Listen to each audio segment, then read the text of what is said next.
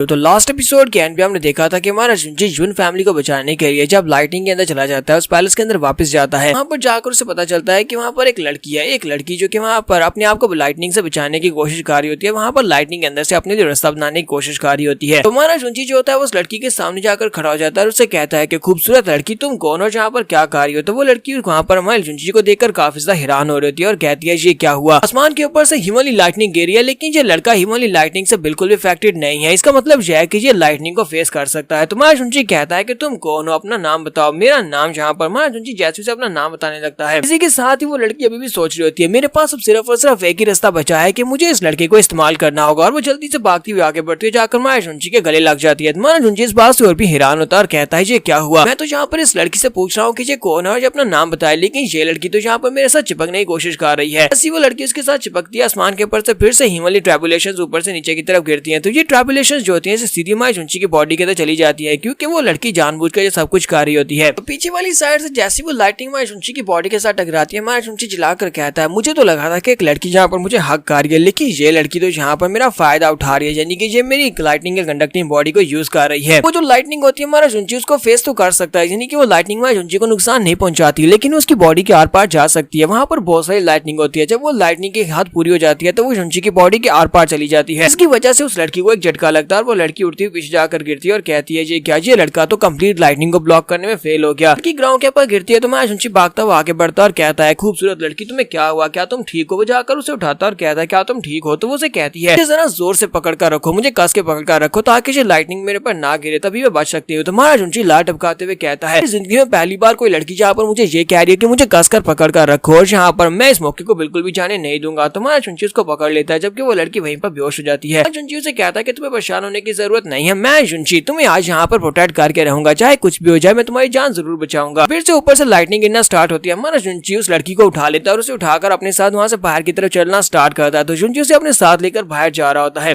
तो यहीं पर कुछ देर के बाद का सीन दिखाते हैं कि लाइटनिंग खत्म हो जाती है, आसमान साफ हो जाता है। तो ये सभी लोग जुन फैमिली के लोग कहते हैं हिमालय लाइटनिंग खत्म हो गया, हम सभी लोग बच गए, हम सभी लोग बच गए। काफी सारे लोग मरे होते हैं लेकिन बहुत सारे ने सर्वाइव कर लिया, यानी कि बहुत सारे लोग बच चुके हैं। यंग मिस जो होती है वो आगे की तरफ बढ़ती है, वहाँ पर जाकर जुंजी को ढूंढना स्टार्ट करती है। वो टूटे हुए पैलेस में जाकर जुंजी को तलाशती है, लेकिन जुंजी वहाँ पर नहीं होता। इसी के साथ ही जुंजी के चीखने की आवाज आती है। जुंजी उस यंग मिस को अपने साथ उठाकर वहाँ से काफी दूर निकल आया और वो लोग वहाँ पर लाइटनिंग की वजह से बहुत दूर आ चुके हैं। तो वो लोग ऊपर से नीचे की तरफ गिर रहे होते हैं, दोनों रास्ते में दूसरे से अलग हो जाते हैं। तो हमारा जुंजी नीचे की तरफ होता है। हमारा जुंजी कहता है वाट लगी, और वो ग्राउंड के ऊपर गिरता है तो वहाँ पर एक जबरदस्त धमाका होता है। जुंजी कहता है तो कम से कम मैंने सर्वाइव कर लिया। तो वो ग्राउंड के ऊपर गिरने के बाद बेयरली बचा होता है। इसी के साथ यंग मिस जो होती है वो अपनी तशरीफ लेकर उसके ऊपर गिरती है, उसकी कमर के ऊपर गिरती है, जिससे बेचारे के मुंह से और भी ब्लड निकलता है और कहता है कि अब तो सही वाट लगी है। यंग मिस जो होती है वो जल्दी से अपने कपड़ों की तरफ देखती है और कहती है जी क्या मेरे कपड़े फट गए, अब मैं क्या करूँ। हमारा जुंजी से कहता है कपड़ों के बारे में बाद में सोचना, पहले मेरे ऊपर से अपनी तशरीफ को उठाओ वरना मैं दुनिया से उठ जाऊंगा। यंग मिस जल्दी से जंप करते हुए साइड के पड़ती है और उसे कहती है तुम तो वही लड़की हो ना जिसे मैंने लाइटनिंग के अंदर देखा था, तुम यहाँ पर मेरे नीचे क्या कर रहे हो। तुम्हारा जुंजी से कहता है कि हाँ मैं वही लड़का हूँ जिसे तुमने लाइटनिंग के नीचे देखा था और मैं वही लड़का हूँ जिसे तुम अभी अपनी तशरीफ के नीचे दबा रही थी।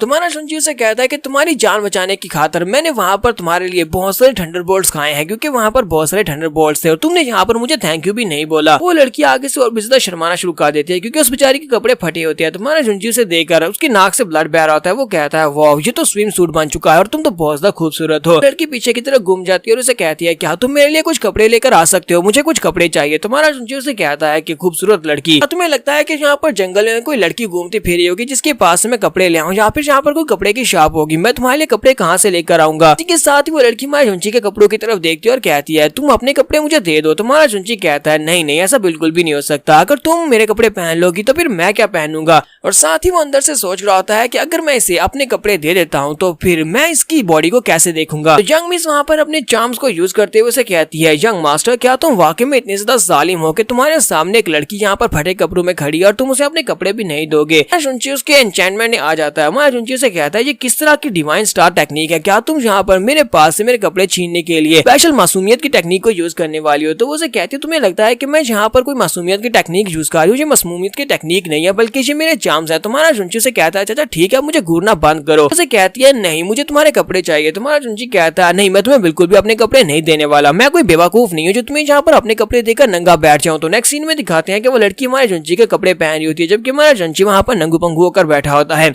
तो वहाँ पर अपने कपड़े सेटल करने के बाद हमारा जुंची उसे कहता है कि मुझे ये बताओ कि तुम्हारा नाम क्या है और वहाँ पर तुम क्या कर रही थी और लाइटनिंग तुम्हारे पर क्यों पड़ रही थी। तो वो लड़की हमारे जुंची को अपना नाम बताती है। वो उसे कहती है कि मेरा नाम ज़्यू जैन है।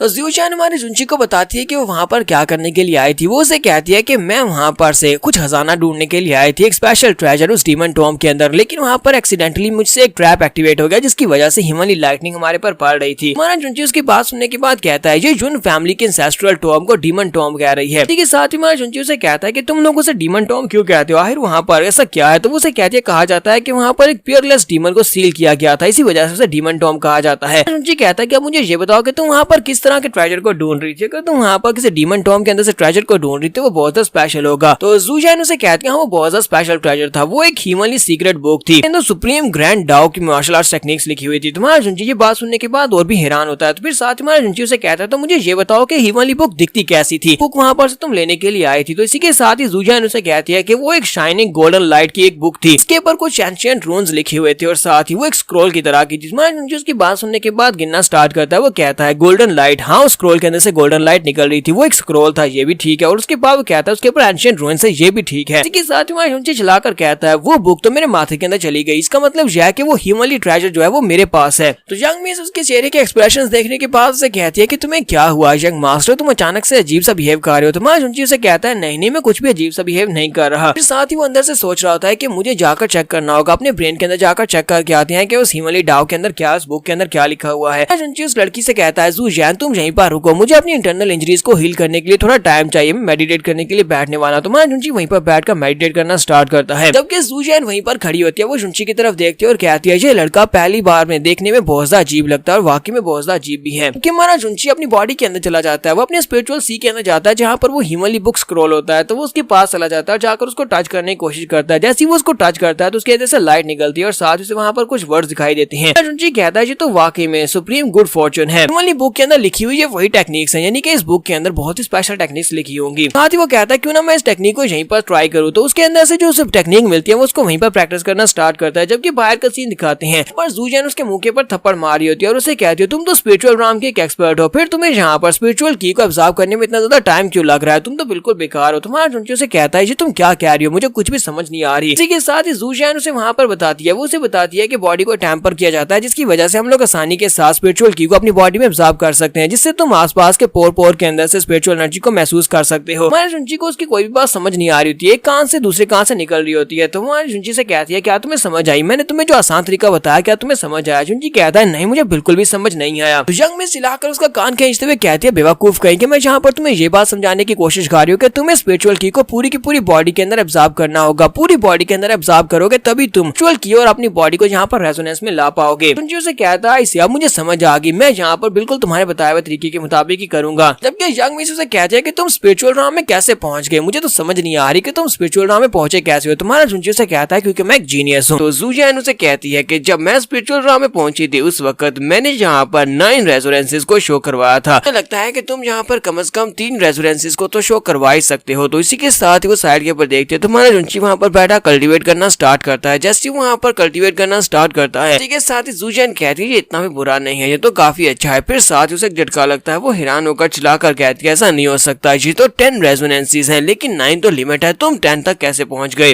तुम्हारा जुंची अपनी आंखें खोलता है और उसे कहता है कि मैंने तुम्हें पहले ही तो बताया है कि मैं एक जीनियस हूँ और जीनियस होने की वजह से मैं ये सब कुछ कर पाता हूँ। तो मिस ज़्यू जैन जो होती है वो जल्दी से भागती हुई आगे बढ़ती है, जुंची के ऊपर झपट्टा मारती है, वो उसके ऊपर जंप लगाते हुए उसके ऊपर ही चढ़ जाती है। तो हमारा जुंची उसे कहता है कि मैं शादीशुदा लड़का हूँ, तुम मुझसे क्या चाहती हो, क्या तुम मेरे साथ कुछ गंदा मंदा करना चाहती हो। वो उसे कहती है कि मुझे अपना मास्टर बना लो। तुम्हारा जुंची उसकी बात सुनने के बाद बहुत सा हैरान होता है और कहता है क्या मैं तुम्हें अपना मास्टर बना लूं, कहीं तुम्हारा दिमाग तो नहीं खराब हो गया। फिर साथ ही वो सोच रहा होता है return of the condor heroes के बारे में, जो कि एक मूवी होती है। वो कहता है ये तो बिल्कुल वैसे का वैसे सीन होने वाला है जहाँ पर एक टीचर के साथ स्टूडेंट को प्यार हो जाता है और उसके बाद दोनों वो वाला करते हैं। जुंची यहाँ पर ये सारी बातें सुनने के बाद शर्मा रहा होता है, जबकि उसी के साथ ही ज़्यू जैन उसके मुंह पर थप्पड़ मारती है और कहती है पता नहीं तुम यहाँ पर कौन सी गंदी बातें सोच रहे हो, मैं यहाँ पर ऐसा वैसा तुम्हारे साथ कुछ भी नहीं करने वाली, मैं सीधी मास्टर और डिसाइपल वाली बात कर रही हूँ। तो फिर साथ ही वो से कहती है लगता नहीं है कि हम दोनों यहाँ पर मास्टर डिसाइपल बन पाएंगे, चलो फिर ठीक है हम लोग यहाँ पर अपने रिश्तेदार बन जाते हैं। फिर हम लोग यहाँ पर एक दूसरे के रिश्तेदार बन जाते हैं। तुम्हारा जुनची उसकी टांग पकड़ता है, चमकती हुई आंखों के साथ कहता है कि मुझे ये वाला रोल भी बहुत ज्यादा पसंद है। मैं तो हमेशा से सोचता था कि मेरी भी कोई बिग सिस्टर होती जो मेरा बहुत ज्यादा ख्याल रखती, मुझसे बहुत ज्यादा प्यार करती, इसके बाद हम दोनों में एक नाजायज संबंध होता। तो ये बात सुनने के बाद तो वो भी बहुत ज्यादा गुस्सा हो जाती है और फिर से उसे किक मारती है, कहती है दफा हो जा मुझसे, तुम तो वाकई में एक बहुत ही ठरकी इंसान है, तुम्हें यहाँ पर उसके अलावा और कुछ सोचता ही नहीं है, हर बार गंदी बात करते हो। क्योंकि बेचारा जुनची जो होता है वो चिल्लाता हुआ कहता है मैंने तो यहाँ पर कोई भी गंदी बात नहीं की, बल्कि तुम ही बात को उसी तरफ लेकर जाती हो। उसके बाद नेक्स्ट सीन में रात के वक्त का दिखाया जाता है। तुम्हारा जुनची वहाँ पर गाज के ऊपर लेटा अपनी मॉम डैड के बारे में सोच रहा होता है। वो कहता है डैड मॉम मैं तुम्हें बहुत ज्यादा मिस कर रहा हूँ। साथ ही वो सिस्टर जूजैन से कहता है सिस्टर जूजैन मुझे एक बात तो बताओ, मुझे ये बताओ कि क्या कोई यहाँ पर इस गैलेक्सी को छोड़कर दूसरी गैलेक्सी में जा सकता है। तो जूजैन उसे कहती है हाँ मैंने एक बार सुना है, मैंने एक कहानी सुनी है, वो एक मिथ है,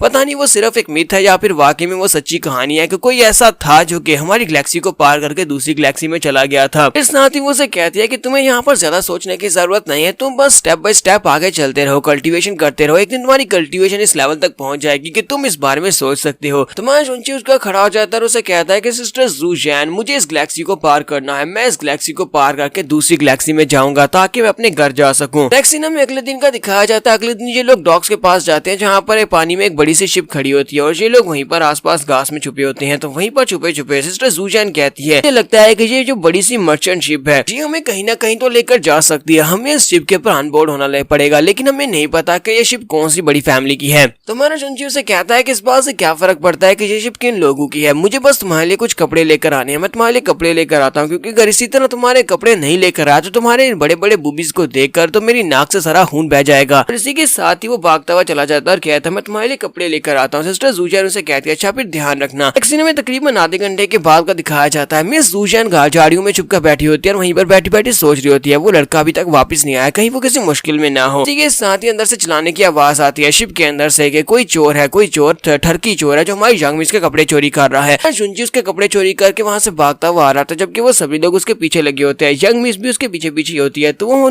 उसके पीछे लगे होते हैं, जबकि मैं जुनची कहता है कि तुम सभी लोग यहाँ पर मेरा पीछा कर सिर्फ और सिर्फ कपड़ों के एक जोड़े के लिए, कि वो सभी लोग चिल्ला चिल्ला कर उसे कह रहे थे तुम्हारी हिम्मत कैसे हुई यहाँ पर हमारी यंग लेडी कपड़े चोरी करने की, हम तुम्हें पकड़ेंगे और उसके बाद नंगा करके मारेंगे। जुनची जो होता है वो सीधा भागता हुआ सिस्टर जूजैन की तरफ आगे बढ़ा होता है, दूर से चिल्लाकर उसे कहता है सिस्टर जूजैन हमें यहाँ से भागना होगा, जबकि सिस्टर जूजैन कहती है ये बेवकूफ इन सभी को मेरी तरफ लेकर आ रहा है और मुझे मेरा पता चल जाएगा कि मैं भी यहाँ पर छुपी हुई हूँ। जैसे हमारा जुनची भागता वहाँ पर उसके करीब पहुंचता है, इसी के साथ ही हमारी जुनची को सिस्टर जूजैन पकड़ लेती है और उसे कहती है बेवकूफ कहीं कि तुम उनके शिप के ऊपर से जाकर कपड़े चोरी करके क्यों लाए हो, वो यहाँ पर बड़ी बहन बनने का नाटक कर रही होती है। इसके साथ ही वहाँ पर उसे पीटना शुरू करती है और साथ ही उसकी बॉडी के ऊपर से कपड़े भी उतार लेती है, क्योंकि हमारी जुनची लड़कियों के कपड़े पहनकर भाग रहा होता है तो उसके कपड़े उतारती है और खुद पहन लेती है और साथ ही उसके कपड़े उसको दे देती है। हमारा जुनची उसे देखता और कहता है वाओ सिस्टर जूजैन तुम तो इस ड्रेस में बहुत ज्यादा क्यूट लग रही हो। सिस्टर जूजैन उसे कहती है जरा अपने आसपास देखो। इसी के साथ ही हमारा जुनची अपने आसपास देखता है तो वो सभी शिप वाले जो लड़के होते हैं वो सभी बहुत ज्यादा गुस्से में से घूर घूर कर देख रहे होते हैं। जुनची कहता है लगता है कि हम लोग जहाँ पर किसी बड़ी मुश्किल में पड़ने वाले हैं। तो यंग मिस जो होती है वो गुस्से के साथ उसे कहती है तुम एक परवर्टेड थीफ हो, यानी कि तुम एक बहुत ही ठरकी किस्म के थीफ हो, तुमने हमारी यंग मिस के कपड़े चोरी किए हैं।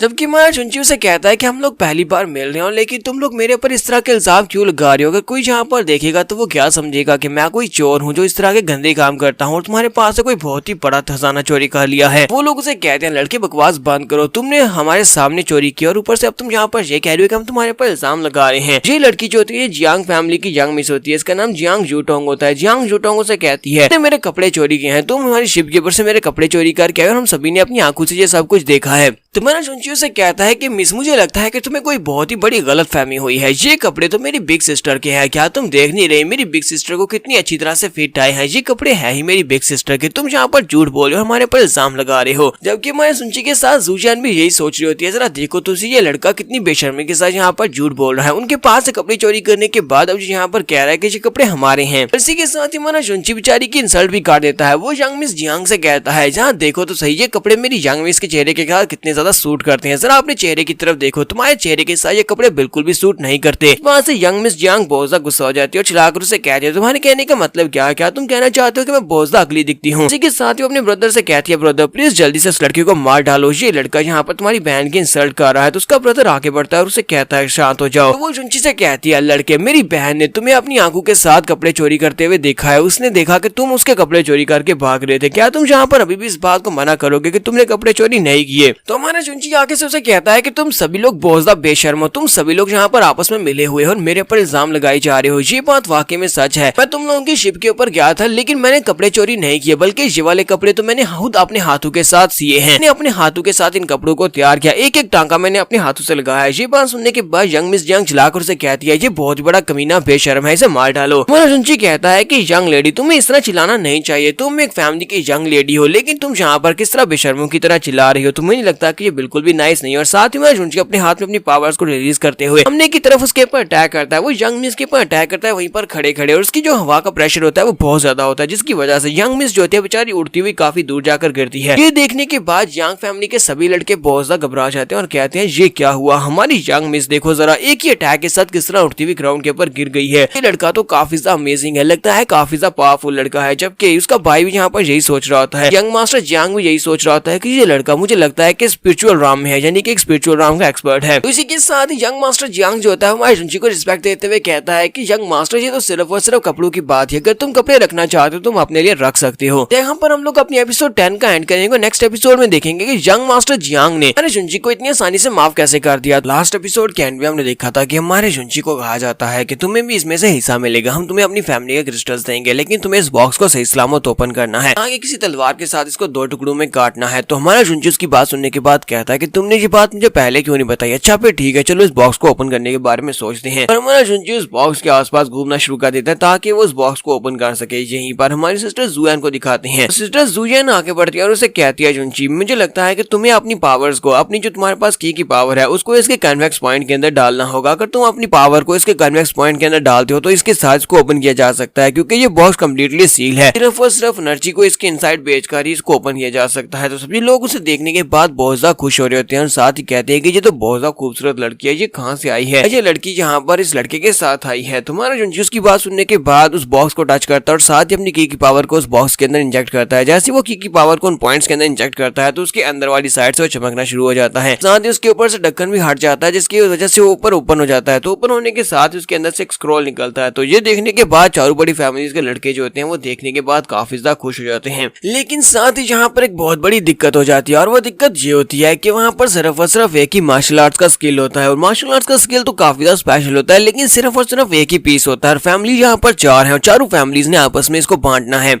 तो वो सभी लोग उस ट्रेजर को वहां पर घूर घूर कर देख रहे होते हैं कि अब ये वाला ट्रेजर किसकी फैमिली के हाथ में जाएगा। तो इसी के साथ हमारा जुनची बॉक्स को बंद करता है, तलवार उठाता है और कहता है कि तुम सभी को अब इसे आपस में बांटने में बहुत ज्यादा बहस करनी पड़ेगी, क्यों ना मैं तुम्हारे लिए इसको 4 हिस्सों में काट देता हूँ। अपनी बड़ी सी तलवार उठाता है और कहता है कि मैं अभी यहाँ पर इसको 4 हिस्सों में काटने वाला हूँ। तो जैसे ही उसको काटने के लिए आगे बढ़ रहा है वो सभी लड़के आगे बढ़ते हैं, उसको पकड़ लेते हैं और कहते हैं, ब्रदर रुक जाओ, ब्रदर प्लीज रुक जाओ, ऐसा मत करो कि हमें ये आपस में डिवाइड नहीं करना, हम लोग खुद ही इसको डिसाइड कर लेंगे कैसे डिवाइड करना है। तो हमारा जुनची उन लोगों से कहता है कि तुम लोग इसको कट भी नहीं करना चाहते, यानी कि इसके 4 पीसेस नहीं करवाना चाहते, तो मुझे ये बताओ कि तुम लोग आखिर इसको आपस में बांटोगे कैसे? यहाँ पर 4 फैमिलीज हैं और तुम्हारे पास सिर्फ और सिर्फ एक ही ट्रेजर है। तो कियान फैमिली का यंग मास्टर उन लोगों से कहता है कि मैं चाहता हूँ कि तुम इस ट्रेजर को हमारी कियान फैमिली की देखरेख में रख जाओ। जब हम लोग श्रीवाल में पहुंच जाएंगे उसके बाद हम लोग इसे आपस में डिसाइड करेंगे, हम लोग में से कौन इसके हिस्से को रखेगा और कौन से हिस्से को रखेगा। जबकि ली फैमिली का यंग मास्टर उसे कहता है कि तुम्हारी कियान फैमिली इस तरह का सारा क्रेडिट बिल्कुल भी नहीं ले सकती, अगर तुम लोग इसको किसी के पास रखवाना चाहते हो तो मेरी ली फैमिली के पास रखवा दो। तो हमारा जियांग फैमिली का यंग मास्टर भी उन लोगों से कहता है कि मेरी जियांग फैमिली काफी ज्यादा बेहतर है, क्यों ना इसको हमारे पास रखा जाए, तुम दोनों इसको रहने दो, क्योंकि ये हमारी फैमिली के जो ग्रैंडपा थे उन्होंने ट्रेजर छोड़ा था, तो क्यों ना हम लोग इसे अपने पास सेफ रखें, सिटी वॉल में जाने के बाद आपस में डिसाइड कर लेंगे इसको कैसे बांटना है। सभी लोग वहां पर आपस में फाइट करना शुरू कर देते हैं, कोई कह रहा होता है कि मेरे पास रखवा दो, कोई कह रहा होता है मेरे पास रखवा दो, सभी आपस में फाइट कर रहे होते हैं। जबकि हमारा जुनची यहाँ पर सभी के बीच में आता है और उन सभी से कहता है, मेरी बात सुनो, मेरे पास एक सजेशन है, अगर तुम सभी लोग मेरी बात मानो तो फिर मेरे पास एक आइडिया है। वो सभी लोग कहते हैं हाँ बताओ कि तुम्हारे पास कौन सा आइडिया है, ऐसा कौन सा आइडिया है जिससे हम लोग इस ट्रेजर को बचा सकते हैं, सिटी वॉल तक पहुंचने तक ये ट्रेजर कोई भी चोरी नहीं करेगा। तुम्हारा जुनची उनसे कहता है कि मैं तुम सभी चारों फैमिलीज में से किसी एक फैमिली से भी नहीं हूँ, इसका मतलब ये है कि तुम लोग इस ट्रेजर को मेरे पास रखवा सकते हो। वैसे भी मैं यहाँ पर इस शिप के ऊपर सबसे ज्यादा स्ट्रॉन्गेस्ट हूँ, तो मेरे पास ये वाला ट्रेजर जो है सबसे ज्यादा सेफ रहेगा। अगर मैं इसको बचा कर रखूँ तो हम लोग सिटी वॉल में जाने के बाद ट्रेजर तुम्हारे अंदर बांट सकते हैं। यंग मास्टर जियांग जो होता है वो सबसे पहले आगे बढ़ता है और कहता है कि मैं इस सजेशन को मानता हूँ, मुझे ये आइडिया काफी ज्यादा अच्छा लगा, क्योंकि वो अंदर से सोच रहा होता है कि ब्रदर यीजुन मेरे साथ यहाँ पर आया है तो इसका मतलब ये है सिटी वॉल के करीब जाने के बाद ये मेरे काफी ज्यादा काम आने वाला है, हो सकता है कि हम लोग ट्रेजर कंप्लीट ही रख ले। कियान फैमिली के यंग मास्टर को फिर से यहाँ पर कोई मसला होता है, वो चिल्लाकर कहता है कि मैं इसके लिए ऑब्जेक्शन देता हूँ, क्योंकि मैं इसको बिल्कुल भी नहीं मानता, मुझे नहीं लगता कि इस लड़के के पास कोई क्वालिफिकेशंस है कि ये लड़का अपने पास इस ट्रेजर को रख सकता है। जुनची अपने हाथ को ऊपर की तरफ उठाता है और उसे कहता है कि मेरे पास जो क्वालिफिकेशंस है वो तुम सभी लोग देख ही चुके हो, मेरे पास स्ट्रेंथ है। और साथ ही वो अपने हाथ को टेबल के ऊपर मारता है, जैसे ही वो हाथ को टेबल पर मारता है तो टेबल के टुकड़े टुकड़े हो जाते हैं। ये देखने के बाद यंग मास्टर कियान बहुत ज्यादा घबरा जाता है और कहता है कि हमें यहाँ पर दोबारा सोचने की जरूरत है, चलो फिर ठीक है तुम इस ट्रेजर को अपने पास रख सकते हो। मास्टर ली भी उसे कहता है ब्रदर जी चलो ठीक है, ये बात ठीक है कि तुम्हारे पास मार्शल आर्ट्स की स्किल काफी ज्यादा अच्छी है और तुम काफी स्ट्रॉन्ग भी हो, ठीक है मैं भी इस बात के लिए एग्री करता हूँ कि तुम इसे अपने पास रख सकते हो। तो जुनची उस गोल्डन कलर के स्किल को उठा लेता है और उनसे कहता है तो फिर ठीक है मैं यहाँ पर इसको अपने पास रख लेता हूँ और उसके बाद जब हम लोग सिटी में पहुंचेंगे मैं तुम्हें वापस दे दूंगा। और साथ ही वो अंदर से मुस्कुरा रहा होता है और कहता है ये सभी लोग बेवकूफ है, मैंने इतनी आसानी के साथ यहाँ पर से एक मार्शल आर्ट्स का स्किल ले लिया और इन्हें पता भी नहीं चला। एक सीन रात के वक्त का दिखाया जाता है, रात के वक्त वो सभी लोग वहाँ से अपने अपने रूम की तरफ चले जाते हैं, सभी लोग गुड बाय बोलने के बाद चले जाते हैं। कियान को दिखाते हैं कि कियान बहुत ज्यादा गुस्से में होता है। कियान कहता है आज ना कल मैं इस कमीने लड़के से जरूर निपट लूंगा, इस लड़के को तो मैं बिल्कुल भी नहीं छोड़ने वाला। जबकि यंग मास्टर ली उसके पीछे से निकलता है और उसे कहता है कि यंग मास्टर कियान क्यों ना यहाँ पर मैं तुम्हारी मदद करूँ, हम दोनों मिलकर ये सब कुछ कर सकते हैं। कियान उसे कहता है कि तुम्हारी इस बात का क्या मतलब है कि हम दोनों मिलकर ये सब कुछ कर सकते हैं। फिर पहले तो तुमने वहाँ पर खुद ही उसे सपोर्ट किया था, तुमने उस लड़के से कहा था कि वो अपने पास इस जेड स्लिप को रख सकता है, इस मार्शल आर्ट्स स्किल को रख सकता है। यंग मास्टर लियू से कहता है कि बेवकूफ कहेंगे मैं इसीलिए राजी हुआ था क्योंकि अगर उसके पास हम लोग इस मार्शल आर्ट्स के स्किल को चोरी कर लेते हैं तो कोई भी हमारे पर सवाल नहीं उठाएगा, हम लोग उस लड़के को मारकर उसके पास स्किल चोरी कर लेते हैं और वो हमारा हो जाएगा। कियान उसे कहता है कि तुम्हें यहाँ पर बदले में क्या चाहिए, तो यंग मास्टर लियू से कहता है कि मुझे मार्शल आर्ट्स का स्किल नहीं चाहिए बल्कि मुझे वो लड़की चाहिए, उसके साथ जो लड़की है इस वक्त रूम के अंदर जुएन, मुझे वो लड़की चाहिए, वो लड़की अगर तुम मुझे दे देते हो तो हम दोनों की डील हो जाएगी। तो यही से मैं नेक्स्ट सीन अंदर का दिखाया जाता है, अंदर जुनची टेबल के ऊपर बैठा होता है और साथ उसने अपने सामने उस मार्शल आर्ट्स की स्किल को भी रखा होता है, वो उस मार्शल आर्ट्स की स्किल को वहाँ पर रीड कर रहा होता है। सिस्टर जुएन उसे कहती है क्या तुम्हें वाकई में लगता है कि तुम यहाँ पर इसको प्रैक्टिस कर पाओगे, मार्शल आर्ट्स की स्किल को प्रैक्टिस करना इतना भी आसान नहीं है, इस तरह तो ये बिल्कुल बेकार है, इस तरह तो तुम बिल्कुल भी इसको मास्टर नहीं कर पाओगे। जबकि हमारा जुनची उसे कहता है बस अपने कुछ तरीके हैं, मैं अपने तरीकों से इसको मास्टर कर पाऊंगा। और इसी के साथ हमारा जुनची वहाँ पर अपने हाथों को सामने की तरफ करते हुए अपनी स्पेशल टेक्निक को यूज करता है, ये वही स्पेशल टेक्निक है जो अब्जॉर्प्शन टेक्निक होती है। और हमारे जुनची के पास पहले से ही वाली गोल्डन बुक है तो जिसके अंदर काफी सारी टेक्निक्स लिखी हुई है, वो उन्हीं में से एक टेक्निक को यूज करते हैं, वहाँ पर उस मार्शल आर्ट्स के स्किल के अंदर जितने भी स्पेशल मूव्स होते हैं, कुंफू मूव्स होते हैं, उन सभी को अलग कर लेता है। सभी को अलग करने के बाद उनको सीखना उसके लिए बहुत ज्यादा आसान हो जाएगा। सिस्टर जुआन उसे कहते हैं क्या तुम्हें लगता है कि किसी मार्शल आर्ट्स के स्किल को मास्टर करना इतना ज्यादा आसान है तुम्हारे जैसे आम इंसान के लिए? अगर मैं यहाँ पर अपनी फुल पावर को अनलीश करती हूँ तो उसके बाद मैं इसको सिर्फ और सिर्फ एक ही झटके में मास्टर कर सकती हूँ, लेकिन मैं ऐसा करूंगी नहीं, मेरे लिए बहुत ज्यादा मुश्किल होने वाला है, तुम इतनी जल्दी नहीं कर पाओगे। जबकि हमारा जुनची वहाँ पर बैठा उस टेक्निक को अप्लाई करता है, जैसे वो टेक्निक को अप्लाई करता है तो वहाँ पर उस बुक के अंदर जितने भी लिखे होते हैं मार्शल आर्ट्स के स्किल, कुंफू स्किल्स होते हैं, वो सारे के सारे बाहर निकल आते हैं। इसी के साथ हमारा जुनची ने स्पेशल स्किल को मास्टर कर लिया है, वो अपनी पाम को सामने की तरफ करते हुए स्किल को यूज करता है। सेम इसी वक्त बाहर का सीन दिखाते हैं, सेम इसी वक्त जहाँ पर वो स्किल को यूज कर रहा है दीवार के बाहर। यंग मास्टर कियान, यंग मास्टर ली और उनके साथ एक और बंदा होता है, नाम अंकल वैंग होता है, जो कि वैंग फैमिली का परफॉर्म स्पिरिट राम वॉरियर होता है, तो वो लोग उसे भी अपने साथ लेकर आए होते हैं। यंग मास्टर ली वहाँ पर उन्हें इंस्ट्रक्शंस दे रहा होता है कि यहाँ पर हम लोग कैसे अप्रोच करेंगे, हम लोग कैसे रूम के अंदर जाएंगे। कियान उसे कहता है कि बकवास बंद करो, हमें यहाँ पर इंतजार करने की क्या जरूरत है, वो सिर्फ एक कचरा है, चलो जल्दी से अंदर चलते हैं। और वो दरवाजे पे किक मारता है और जल्दी से जंप करते हुए अंदर चला जाता है। लेकिन जैसे ही वो वहाँ पर दरवाजे को किक मार के अंदर जाता है, इसी के साथ सामने की तरफ से पाम आ रही होती है, क्योंकि हमारे जुनची ने सेम उसी वक्त अंदर उस पाम टेक्निक को मास्टर कर लिया होता है और सामने की तरफ एनर्जी को रिलीज करता है। इसी एनर्जी के साथ ही यंग मास्टर कियान हिट होता है, हिट होने के बाद उड़ता बेचारा पानी में जाकर गिर जाता है, क्योंकि वो शिप से बाहर गिर जाता है। तो सिस्टर जुआन उसे कहती है लड़के तुमने तो वाकई में इस मार्शल आर्ट्स के स्किल को मास्टर कर लिया। जबकि हमारा जुनची कहता है ये तो बहुत ही बुरा हुआ, सामने अचानक से एक इंसान निकल आया। यंग मास्टर ली और उसके साथ साथ अंकल वैंग वो दोनों भी वहीं पर खड़े साइड के ऊपर देख रहे होते हैं और कहते हैं लगता है कि हम लोग यहाँ पर पकड़े गए, इस लड़के ने मुझे यहाँ पर ढूंढ भी लिया है। जुनची चिल्लाकर कहता है कि मैं तुम दोनों को जानता हूँ, मुझे लगता है कि तुम दोनों यहाँ पर मेरे साथ स्कैम करने की कोशिश कर रहे हो, तुम लोग यहाँ पर मुझे लूटने के लिए आए हो। हमारा जुनची इसी के साथ ही वहाँ पर कुछ बकवास करना शुरू करता है, वो वहाँ पर बहुत सारी बातें करता है, इतनी बातें करता है कि राइटर ने उन बातों को लिखा भी नहीं, क्योंकि वो सारी की सारी सिर्फ बकवास बातें थी। हमारे जुनची वहाँ यहाँ पर टाइम बाई करने की कोशिश कर रहा था ताकि बाकी के सभी लोग भी यहाँ पर पहुंच जाए और आकर देख ले कि इन दोनों ने इसके ऊपर अटैक किया और इसके पास से के स्किल को चोरी करने की कोशिश की है। बिल्कुल ऐसा ही होता है, बाकी के सभी लोग भी धमाके की आवाज सुनने के बाद भागते हुए उसी तरफ ही आ रहे होते हैं और कहते हैं लगता है कि रात के वक्त कोई चोरी करने की कोशिश कर रहा है, चलो जल्दी से वहाँ पर चल के देखते हैं। वहाँ पर आकर खड़े हो जाते हैं जबकि यंग मास्टर ली कहते हैं जो बिल्कुल भी अच्छा नहीं है, ये लड़का जानबूझकर यहाँ पर टाइम बाई करने की कोशिश कर रहा है ताकि यहाँ पर मैं बसा सके और बाकी के सभी लोग यहाँ पर आ सके। अंकल एवैंग की तरफ देखता है और कहता है कि मैं यहाँ पर इस लड़के को अभी मारना होगा, अगर इस लड़की को यहाँ पर अभी नहीं मारा तो फिर हम सभी लोग यहाँ पर फंस जाएंगे। उन्हीं वहाँ पर अपनी अपनी पावर्स को रिलीज करने के बाद मैं जुंची के पर अटैक कर देते हैं, जबकि हमारा जुंची वहाँ पर खड़े खड़े कहता है लगता है कि मैं यहाँ पर और ज्यादा वेट नहीं कर सकता। तुम्हारा जुंची यहाँ पर अपनी उसी स्पेशल स्किल को यूज करने लगा जो उसने अभी भी यहाँ पर मास्टर किया है, तो वो अपनी दोनों पाम्स को वहाँ पर साइड के पर रिलीज करता है तो उसके अंदर जबरदस्त एनर्जी निकलती है, वो दोनों पाम्स के साथ उनके पर अटैक करता है। इस बात से वो लोग भी काफी ज्यादा हैरान हो जाते हैं और कहते हैं ये क्या, इसने तो यहाँ पर इस स्किल को मास्टर कर लिया, ये वही स्किल है जो कि हमारी मार्शल आर्ट्स की बुक के अंदर लिखा हुआ था जो अभी थोड़ी देर पहले ये अपने पास रखने के लिए लेकर आया था, लेकिन इसने यहाँ पर इतनी ज्यादा शॉर्ट टाइम में लीड ऑफ पाम को कैसे मास्टर कर लिया है। तो इसी के साथ ही वो दोनों पाम के साथ हिट होते हैं, इतनी बुरी तरह से हिट होते हैं कि दोनों वहीं पर नीचे गिर जाते हैं, बहुत बुरी तरह जख्मी होकर ग्राउंड के ऊपर गिरते हैं। वहाँ पर एक जबरदस्त धमाका होता है, धमाका काफी ज्यादा पावरफुल होता है। दोनों के वहाँ पर गिरने के बाद वो दोनों वहीं पर बेहोश हो जाते हैं, जबकि हमारा जुंची वहाँ पर बहुत ज्यादा खुश हो रहा था और कहता है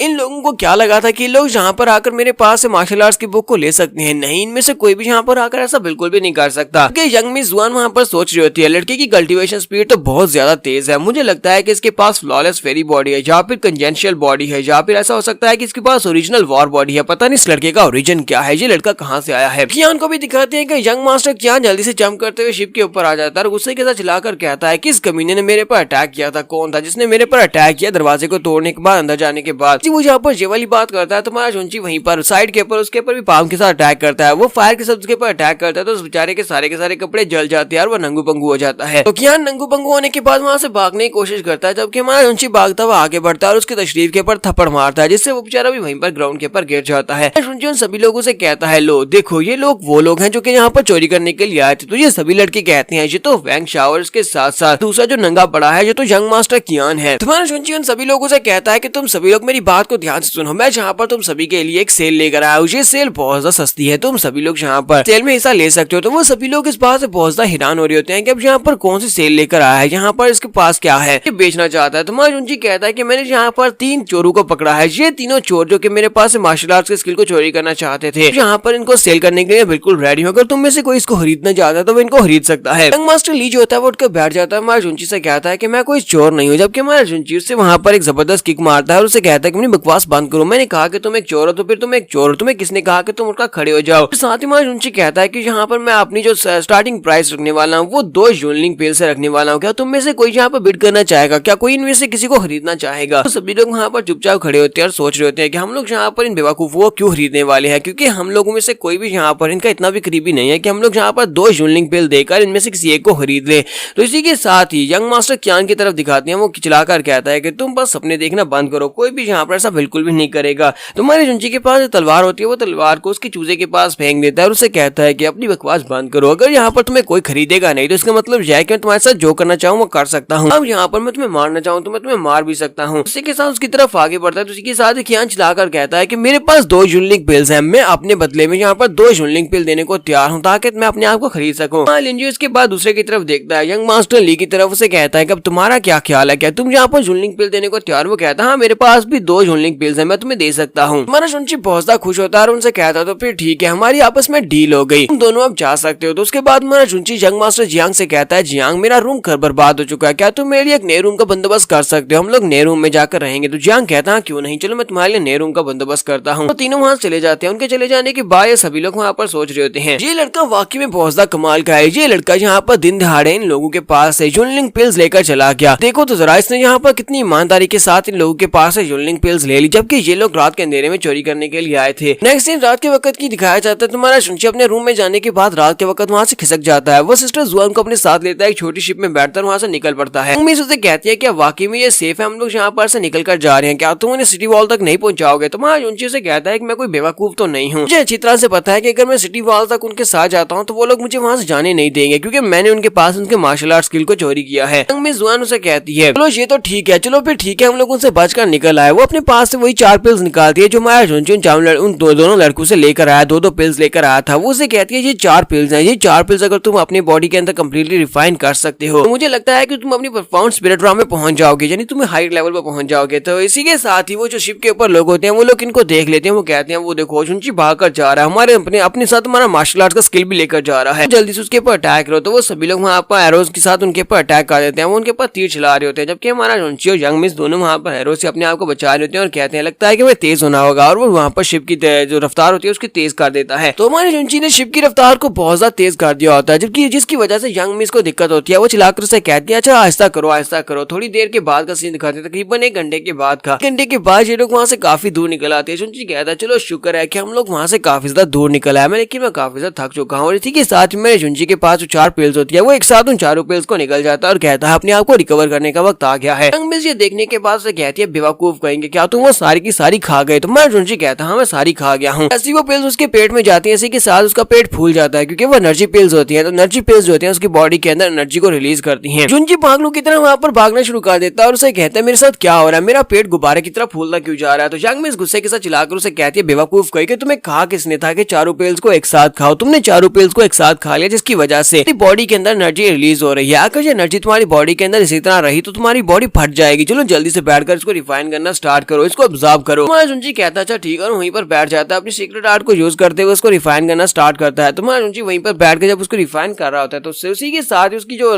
पेट होता है वो अंदर होना शुरू हो जाता है, क्योंकि उसका जो एब्जॉर्प्शन टेक्निक होती है वो काफी ज्यादा पावरफुल होती है। ये देखने के बाद यंग मिस जुआन भी काफी ज्यादा हैरान होती है और कहती है इस लड़के की एब्जॉर्प्शन टेक्निक भी बहुत ज्यादा पावरफुल है। थोड़ी देर के बाद तुम्हारा जुनची जो होता है वो वहाँ पर उस पिल की एनर्जी को अपनी बॉडी में एब्जॉर्ब कर लेता है। तुम्हारा जुनची कहता है कि मैं जुनलिंगराम में पहुंचने वाला हूँ, बहुत ही जल्दी मैं जुनलिंगराम में पहुंच जाऊंगा, लेकिन फिलहाल के लिए मेरी पावर काफी ज्यादा बढ़ चुकी है। तो यंग मिस हमारे जुनची से कहती है मुझे ये बताओ कि तुम कौन सी स्पिरिट इमेज को मास्टर करना चाहते हो, क्योंकि तुम्हारे पास एक अपनी स्पिरिट बीस्ट भी होना चाहिए ना, वो कौन सा होगा? तुम्हारा जुनची से कहता है कि इस पूरे के पूरे कॉन्टिनेंट में मेरे जैसा जीनियस कोई भी नहीं है, अब जबकि मैं एक बहुत ही बड़ा जीनियस हूँ, तो मेरे पास जो स्पिरिट इमेज होगी वो भी इतनी ज्यादा स्पेशल होनी चाहिए। मुझे नहीं पता कि वो स्पेशल कौन सी होगी, तुम बताओ कि कौन सी सबसे ज्यादा पावरफुल स्पिरिट इमेज है? तो यंग मिस उसे कहती है कि जितना मुझे याद है इस पूरे के पूरे यूनिवर्स में हिस्ट्री में सिर्फ और सिर्फ एक ही बार ऐसा हुआ कि सबसे ज्यादा जो स्ट्रॉन्गेस्ट स्पिरिट इमेज थी वो एक बंदे के पास थी। और स्पिरिट इमेज थी क्या? वो एक पेपर था। पेपर एक ऐसा पेपर जो कि गैलेक्सी को भी काट सकता था और पूरी की पूरी दुनिया को रीशेप कर सकता था। वो इतना ज्यादा पावरफुल पेपर था और उस पेपर स्पिरिट इमेज की मदद से वो बंदा सबसे ज्यादा स्ट्रॉन्गेस्ट इंसान बन गया। तुम्हारा जुनची कहता है लेकिन ऐसा कैसे हो सकता है, एक पेपर स्पिरिट इमेज के साथ बंदा कोई ऐसा कैसे कर सकता है? तो यंग मिस उसे कहती है पेपर वो बहुत ज्यादा स्पेशल था, पेपर के ऊपर अगर वो जो भी ड्रा करता था उस पेपर की मदद से वो उसको रियल शेप दे सकता था, चाहे वो यहाँ पर एक नई गैलेक्सी को ड्रा कर ले या फिर एक पूरे के पूरे प्लेनेट को डिस्ट्रॉय करे। पेपर की मदद से वो ये सब कुछ कर सकता था। पेपर के ऊपर जो भी वो लिखता था वो सच हो जाता था। वजह से उसके पास जो पेपर स्पिरिट इमेज थी उसे दुनिया की सबसे ज्यादा स्ट्रॉन्गेस्ट स्पिरिट इमेज कहा जाता है। तुम्हारा जुनची उसकी बात सुनने के बाद वहीं पर बैठ जाता है, सोचना शुरू कर देता है। वो कहता है ये स्पिरिट इमेज तो काफी ज्यादा पावरफुल लगती है, लेकिन मेरे साथ ही वो कहता है अगर वो पेपर है तो पेपर के साथ मुझे यहाँ पर पेपर के ऊपर कुछ ड्रा करना पड़ेगा और मेरी ड्राइंग स्किल्स तो बहुत ज्यादा बुरे हैं, ना ही मैं राइटिंग कर सकता हूँ। फिर मैं इस पेपर वाली मास्टर स्पिरिट को कैसे यूज करूंगा, वो तो मेरे लिए बिल्कुल बेकार रहेगी। तो फिर मुझे यहाँ पर कैसी मास्टर स्पिरिट चाहिए होगी जो कि बहुत ज्यादा पावरफुल भी हो, जिसको मैं यूज भी आसानी से कर सकूं।